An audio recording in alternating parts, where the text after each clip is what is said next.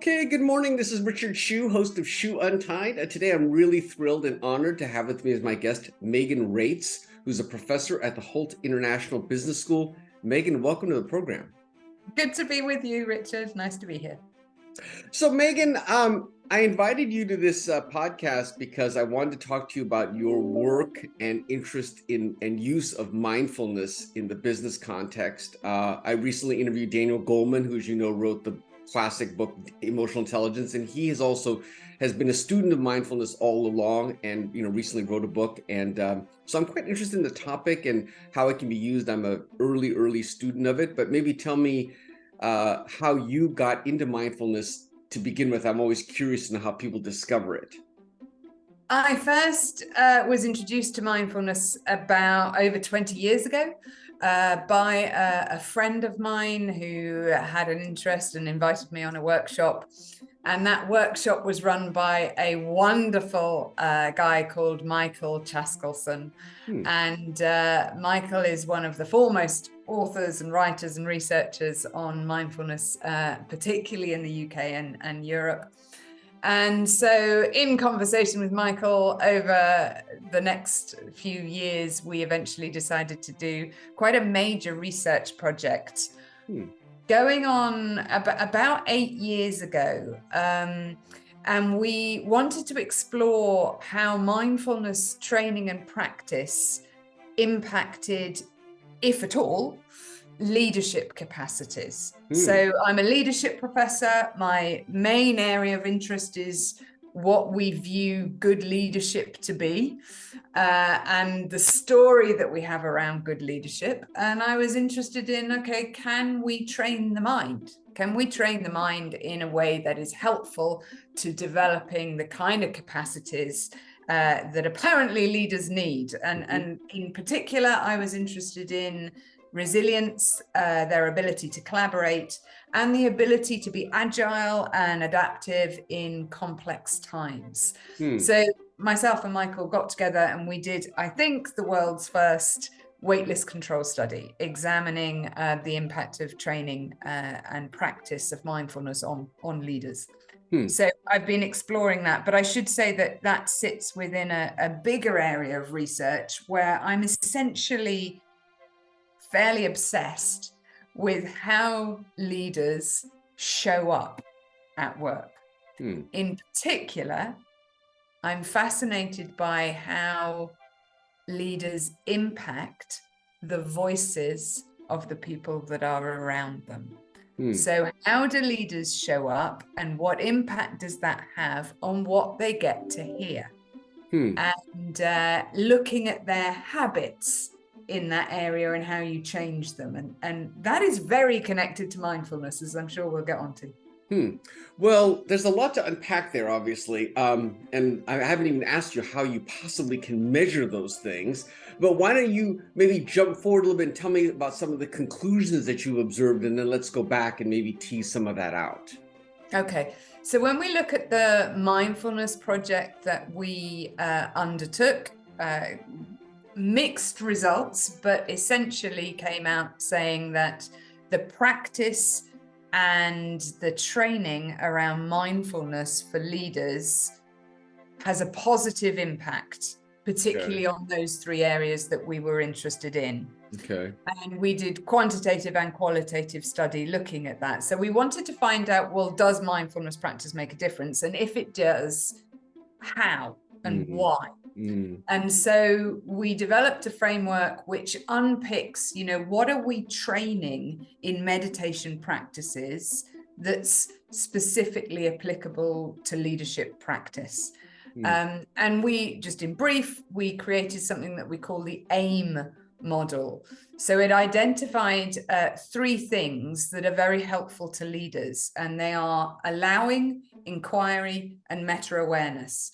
So training the ability for leaders to allow what is the case to be the case. So in other words, not to wish things were different or look to blame others, but accept current reality and see it as it is. That's allowing. We also train in meditation practices. We train inquiry. So our ability to ask questions, to be curious, to seek and understand more about ourselves and the environment we're in. And meta-awareness is this fabulous capacity that we have to observe our thoughts, feelings, judgments, impulses, sensations as we are experiencing them. So our ability to sort of slightly detach and go, look what I'm thinking. Look what judgments I hold right now. Look how I'm feeling. Look how stressed I am. That's meta-awareness. And if you combine those three things, we can train leaders to do what arguably, controversially, I would say is one of the most important capacities that they can have. And that is, we can help them to create a very small space where they can choose a response rather than act on autopilot and habit. So, leaders are doing what they always do. We all operate on autopilot. And of course, one of the biggest skills we all have as human beings is to kind of pause in that moment where we're about to do what we've always done, and instead kind of go, hang on a second, what's the wisest response? How might I need to adapt and change to meet this situation? That is the kind of power, if you like, of mindfulness, building in the moment awareness that enables a choice of response. And if you can train that, of course, then you can develop leadership. You can change leadership habits. Okay. So let me dig into that a little bit, because I have been a sort of a student of mindfulness. I can certainly see how the A and the M can be helped by mindfulness for sure. The radical acceptance of what things are, and the ability to observe yourself, your emotions. I totally get that. The I part of it, the inquiry part of it, I mean, I'm not sure how mindfulness helps there. I mean, I think, I guess I'm not sure how, I don't see the direct causation behind how mindfulness helps the inquiry piece of the AIM triangle you just talked about. Yeah, sure thing. So when we're in meditation practices, and we probably should back up slightly and say, for people listening, there are so many definitions of mindfulness. And of course, we've dived straight in and gone, this is what mindfulness, without actually defining what we're talking about. That's true. And the same goes for meditation practices, as you'll be aware. There are such an array of meditation practices that aim and intend to do different sorts of things. And so we need to be quite careful about what exactly we're talking about. Yes.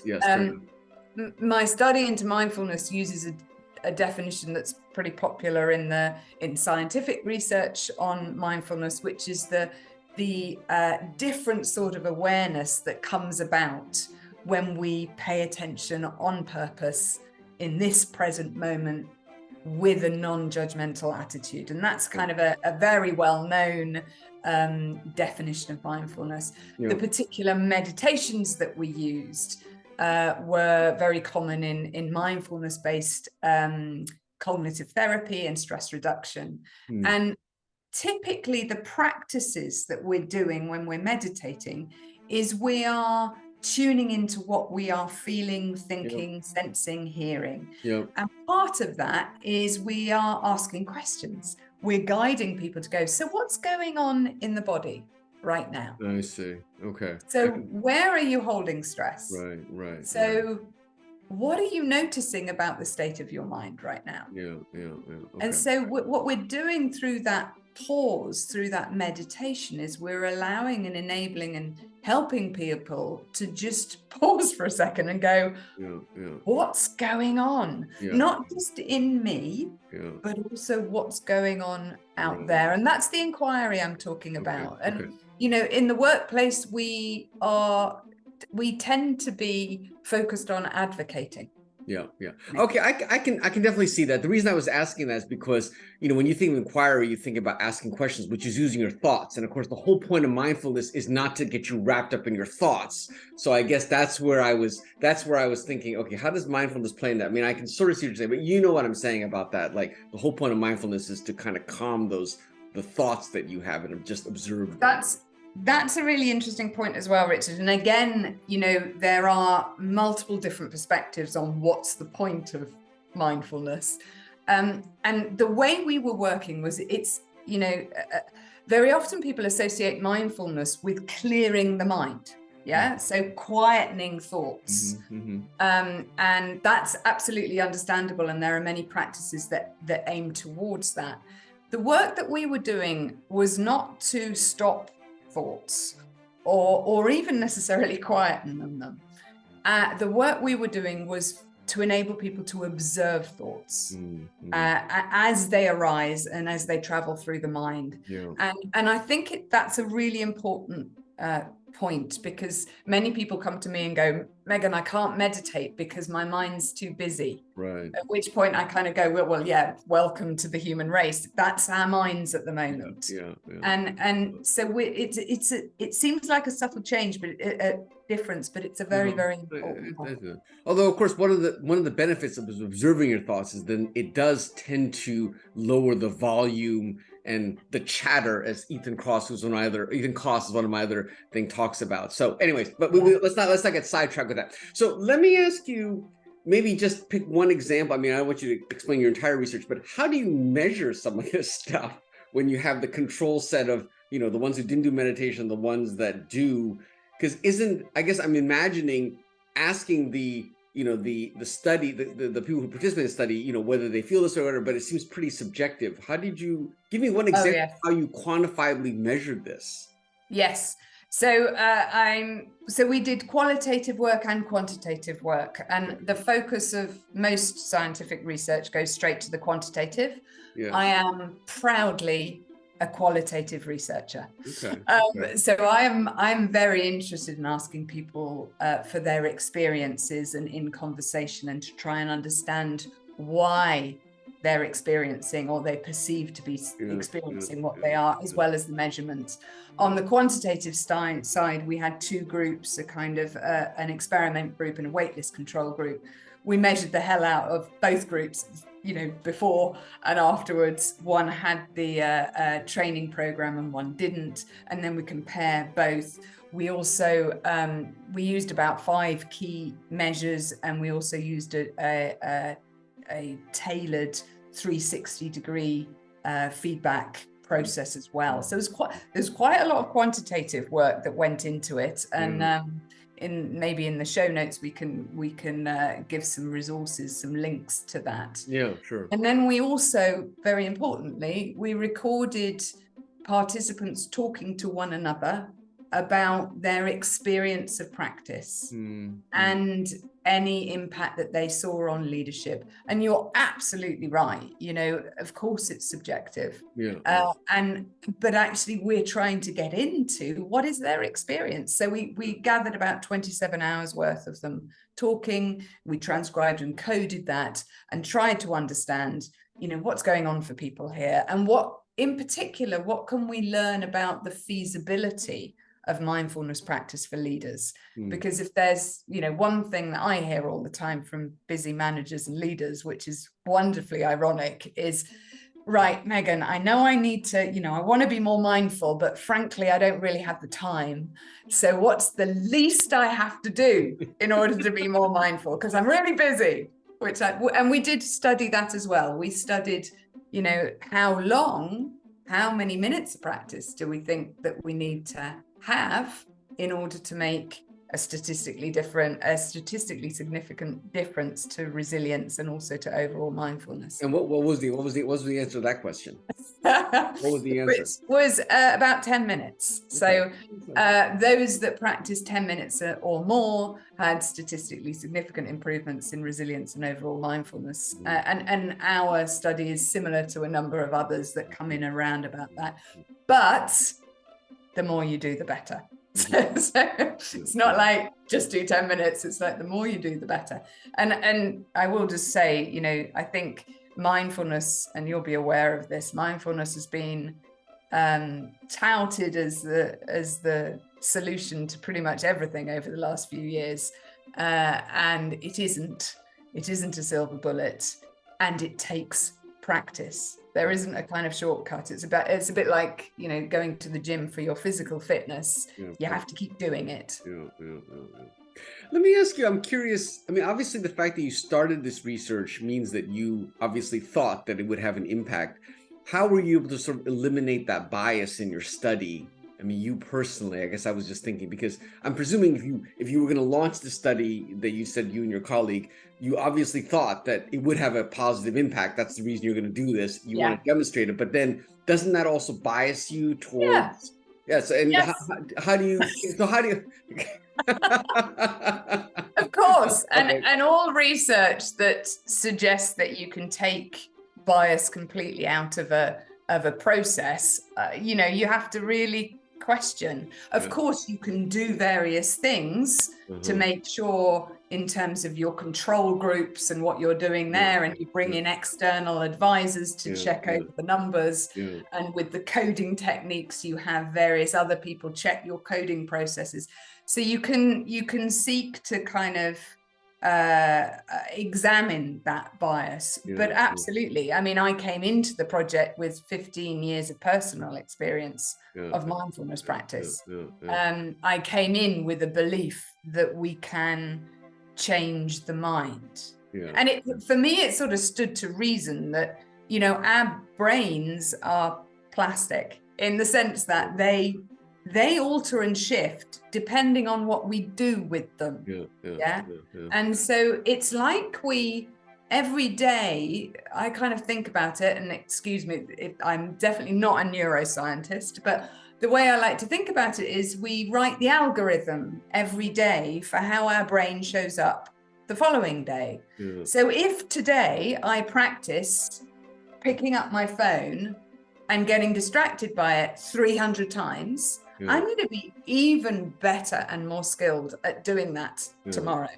Whereas if I include practices that enable me to observe current situation and data, I'm probably more likely to be able to do that better tomorrow as well. That's fair. Well, what were were the results very striking in terms of the differences between the leaders? I mean, you haven't commented on that, but I'm just curious to know, you know, was there anything particularly surprising about the results? I mean, maybe I'm sure you had some expectations of what the differences would be. Maybe describe a little bit about, was it even starker than you thought, or, you know, describe some of the results. I don't think that they were surprising in that we found some differences between the two groups. What we didn't find is a statistically significant difference in terms of external opinion on behavioral change. So we studied over an 8-week period of training, and we asked external people, can you see a difference? And although there was a difference, it wasn't statistically significant. That's interesting. And so that we did quite a debate on that. And there are a number of conclusions that you can draw on that. One is mindfulness is kind of in the mind. It may make a difference for somebody here, but that's not necessarily making a difference out there. I think very likely, though, is when you do 360, for example, like we did, an 8-week period is not a reasonable time to show a significant behavioral change when people have got history with that person. So we learned quite a lot about the method and the process for how you measure this. I think one of my most interesting thing that I took away was from the qualitative work, and was around this stark kind of noticing of this short pause. So, for example, 2 people in our research, they were telling various stories, and they both had a little practice. They came up with it. We didn't tell them to. When they'd had a really bad day, or whatever sort of day they'd had, they'd get home from work they'd put the key in their lock in their front door of their house. And in the moment that they put the key in, they did a very quick meta-awareness exercise. In other words, like, what's going on with me? How am I showing up? What am I about to bring into this house at the end of the day? It's that short space where we can kind of go, oh, hang on a second, this is going on, and it's about to impact the people I'm meeting up with. That's the space, because then you have a choice of what you might be able to do. But without that space, you're on that automatic pilot. So that's the thing that I found really interesting, and it powered my current work, which is on habit change. So how do you enable leaders to show up in a way that invites people to speak up? And how can they wake up from their autopilot and become aware of the impact that they're having, which is very often to silence others? No, I'm a big believer in the what I'll call the micro meditation. Just you said, just that 1 second of catching yourself during the day, because otherwise your mind really is like a runaway freight train. I mean, that's basically what I would describe. I mean, my experience when I first learned about mindfulness and I recognized my own mind. I mean, it felt like a runaway freight train. I mean, you just can't stop it. You're on this thing, and it's an incredibly powerless feeling when you're caught up in your thoughts and you just have, you just feel like that's you. And anyways, it is, I agree. I mean, it's surprising how much even just a little bit like that can just make a huge difference in getting. And meditation allows you a little insight into the sheer extraordinary noise that we carry with us throughout the day, and that of course impacts how we show up at work, and that impacts on others around us. I don't know if I'm sure you've read the book Power of Now by Eckhart Tolle, but one of the things, and I don't know if you remember this, but he talks about how he made this, initially made his insight into the whole idea of mindfulness. And he said he was incredibly depressed or whatever. And he said he was sitting on a park bench and he said, literally, I can't stand living with myself. And it is in the moment of saying those words that he realized that the I and the myself were then divisible. So suddenly, he could have, before he just thought they were one thing. And that simple sentence made him realize, my mind and my consciousness can actually be divided, and one can observe the other. Anyway, so that started him down, obviously which is lovely, which immediately opens up choice, we didn't have before. Yes, and totally. That's what we look for. That's what we need as leaders out there. That ability just to be able to choose the most skillful response, not all the time, as again back to that, it's not a miracle cure. But if we could do this 5 or 10% more time, if we could be aware of how scary we are as leaders to other people in a meeting, if we could just be a bit more aware of that, we might alter our behavior in a way that enables those people to speak and to share something that you as a leader really needs to hear. So if we can just do that a little bit more, then we start to have the sorts of conversations that we need in organizations to try and learn and develop and get to grips with some of the, wicked problems that we're facing right now. Now, the people that you did have the meditation, were they people that were complete novices? Did you specifically pick people that had never done it before, no familiarity with it? Yeah, okay. And yes, pretty much. There was, a little bit, obviously it was a bit difficult to choose people that had never heard of mindfulness and meditation before, but yes, novices. Okay. And then you had somebody, a professional mindfulness or whatever, you had a skilled mindfulness a teacher do the mindfulness part of it, right? I assume. So Michael was and myself. So Michael showed up with his, 40 years of mindfulness practice and teaching. And I showed up with my leadership lens, actually. So it was a very particular sort of training for 8 weeks that looked at mindfulness, but also, and this is important as well, I think really tried to bridge the so what? So how does that apply? So what does this mean to leadership? And again, quite a lot of mindfulness understandably focuses in on that individual and their practice in their little bubble. Well, brilliant, that there's a lot of use that can happen there, some value there. But we were also interested in, well, what does mindfulness have collectively? What does it mean to impact a system through leadership practice, more than just the sort of individual? And there is a great deal to explore and miles more to research in that area. And was there anybody on the mindfulness study group, the side that did the mindfulness, that just didn't get it? They didn't. I mean, I know that there are some people, famously, for example, I don't know if you know Adam Grant, but he's somebody who he doesn't get it. He said, it's not for him. He doesn't get it. It's not that he denies that it's effective. It just doesn't work for him. So I'm just curious, for the study that did the mindfulness, was there people who just, like, I just don't get this or whatever? Yes, there were certainly people that didn't practice or do anything other than show up to some of the workshops as well. So certainly we had a good selection of people from that perspective. However, they did select to come on a program about it. So, there is that element of, well, we had people that wanted to show up. And that has to be a different sort of population to people that feel, they're sent on a mindfulness program. And that's always quite interesting when people are sent on one. They might not be quite in the same frame of mind. So we certainly saw a spectrum. But for the most part, were people really eye-opened, like, wow, this is amazing? Like, what was the response that you got for the most part from the people who did the mindfulness study?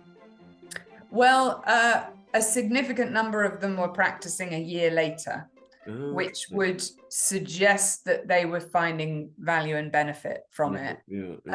I would say, and I've been teaching mindfulness since that first study. I would say that it's not a practice for everybody, which is absolutely fine. One of the things that we discovered was kind of under the surface, what are some of the key skills that are valuable? But meditation seems to help, and that's the AIM model. If you can develop AIM in a different way, other than meditation, fantastic. Because what we're interested in is this space. How do you make this space more habitual? So, absolutely. What I do say to managers and leaders, though, is if mindfulness practice and meditation is not for you, absolutely fine. It might be for somebody that's in your team. It might be for a colleague of yours. So if you can show up at work with just a bit of a better understanding around the territory and what it is, then you're more able to support people who are finding that practice valuable. And that, to my mind, is really, really important. Well, talk to me a little bit about, you mentioned that this mindfulness thing is a part of sort of broader study about impact. I'm also quite curious about that, because I'm always curious about leaders and how leaders have impact. Talk a little bit about that research and how this piece maybe fits into that. Okay, let me tell you a quick story, which is one of my favorites. Last year, at the beginning of last year, I had one of the most profound interviews that I've done in my research on speaking truth to power and activism. And it was with a wonderful guy called Ian Wilkie, who is the chairman and founder of an organization called 50 Million Voices. And 50 Million Voices is an organization that seeks to support the community of about 50 million adults globally who stammer. And Ian, who has a stammer, said to me in the interview, Megan, how you're showing up right now, how you're showing up affects my voice.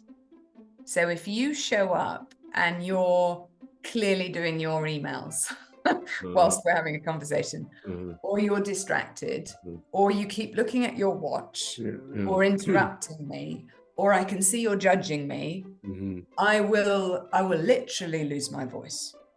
And that is a very striking metaphor for leadership, for leaders. How you show up as a leader impacts the voices of the people around you, impacts what you get to hear. And as I mentioned, I'm very interested in how do we have the conversations that we need to have in our organizations. How do we have the ethical conversations that we need to have in order to have workplaces of integrity? How do we speak up with strange and innovative ideas that might seem a bit crazy? How do we include voices that currently aren't included? So my work looks at voice a lot around the kind of conversations we have, and therefore my work strongly focuses on how do we construct socially power. So if there is one thing that affects what gets said and who gets heard, it's the way we understand status and power and the way we socially construct that. And obviously you'll know the topic of psychological safety and enabling people to speak up is a huge hot topic, has been over the last year or so. And what we need to ensure is when we're talking about psychological safety and we're asking people to speak up, that we're also going underneath that to talk about the labels and the titles that we use in the workplace that means some people feel more able to speak up and means some people get heard more than others.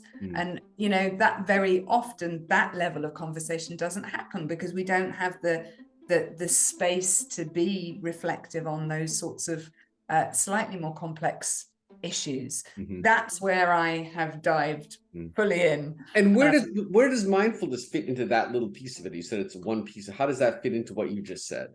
So back to Ian and him saying how you're showing up right now affects my voice. Now, one of the key blind spots for leaders is that we've surveyed over 15,000 employees now globally. Across sector, across hierarchy. One thing that is ever so clear is that the more senior you are, the more likely it is that you will overestimate the degree to which other people are speaking up around you. You will overestimate how approachable you are. You will overestimate your listening skills. Okay, so you have a big blind spot about essentially how scary you are. And therefore you're not doing the work that you need to in the moment to help put others at ease. Now that's a point of mindfulness. How do I wake up in this interaction to have the level of awareness around power, around labels, around the signals I'm sending, and how do I choicefully help the other person to speak when I need to hear what they've got to say? Okay, so how do I use that mindfulness, and how do I alter habits of behavior that put other people off? You know, we send signals all the time, for example. How am I aware of those signals? How can I alter those signals so that we can have the kind of conversation that we need to have? Tell me a little bit about I'm curious about your personal experience when you first tried mindfulness. I'm always curious about, you know, what did you think when you first tried it? Did it seem like a lot of Boulder Dash? Were you instantly amazed? What was your mindset? You know, did you think it sounded like a lot of foo, or, you know, what was your thinking, and what was your first experience when you first tried it? I've gone back to my memories now. I think I almost certainly, probably my first experience was almost certainly falling asleep. I think that's what happens to most people when they're given a meditation practice for over 10 minutes. And I think I was curious, but I didn't get it. And I felt quite good after it, probably, but was, you know, certainly not at a stage where I would put a routine practice in place. And that's one of the things, you know, it's again, it's a bit like going to the gym. You know, if you go off to the gym this afternoon, you might feel a little bit good about yourself and a bit better as a result of that. But frankly, that's going to wear off pretty quickly. And you're probably going to have to go for a period of time before you suddenly go, hang on a second, I feel quite a lot better here. And so there's this really interesting journey when you start meditation. There's a kind of a leap of faith of a just do it, just keep practicing for 8 weeks or so, and then make a call on it. But of course, that's easier said than done. Yeah, totally. Well, I also find in my experience when talking about this subject with a lot of people that, people really vary on how much, some people are just really in their thoughts and they just, and other people are less so. There are people that are more present just naturally. So I do find there's a big degree, and that obviously makes a big difference. I think the people, I would say I'm one of the people that was really in thoughts. So for me, the mindfulness thing was just so eye-opening. Just the realization that I could actually be out of my thoughts was just mind-blowing, literally, no pun intended. And maybe for other people, who can be pretty present, they don't find the experience so fascinating because in essence, they're not really in their thoughts all the time anyways. I don't know, that's what I've sort of experienced. Yes, I think that is the case. But I think for all of us as individuals, we also go through periods of time in our lives when we have minds that are occupied or anxious or more at ease. And so I'm also interested, I've noticed in myself, periods of time where I've kind of accessed my meditation practice and been more mindful, and other periods of time where that's quite hard. And funnily enough, that's the period of time where your meditation practice is needed most. Well, are you kind of, one thing I just asked you to reflect on, do you find it interesting or ironic, or I'm not sure what the adjective is, that, you picked up this mindfulness, sounds like kind of on a lark, and then that basically led to your entire research and now has opened up this entire study? What do you think about that? Yeah, it's funny how things work out. I started the mindfulness project at the same time as I started a very big project called Speaking Truth to Power. And interestingly, 8 years ago, they were separate projects. I didn't see the connection between them. It was only after quite a few years, actually, that I realized, actually mindfulness, one of the aspects of mindfulness that so interests me is around habit change. Waking up in the moment when you're about to do what you've always done and choosing something different. And that was at the heart of how we enable good conversations. That's the bedrock of being able to have a good conversation. It's that awareness in the moment and the making skillful responses and choices. And so suddenly those two projects came together. And for me, our capacity to be aware in the moment and choose a response is really a sort of, I guess you could call it a meta capacity for pretty much everything else we want to do. Certainly in the leadership curriculum, you want to be more strategic, or you want to have better sorts of conversations, or you want to be more, you want to present better. All of these things in a way require you to look at, well, what are your habits? And how can you be more of or less of, or how can you make slightly different? How can you change your response? And that's the reason why I suppose mindfulness does form a foundation of pretty much everything I do as a professor of leadership. That's so cool. Well, Megan, I really appreciate you taking the time. It was wonderful chatting with you. Mindfulness is definitely one of my favorite topics, and I love, hearing about your research. I would love to keep in touch and invite you back again at some point and tell me how your research is going. Sounds good, Richard. Thank you so much for having me today. This is Richard Hsu and Megan Reitz. Thanks.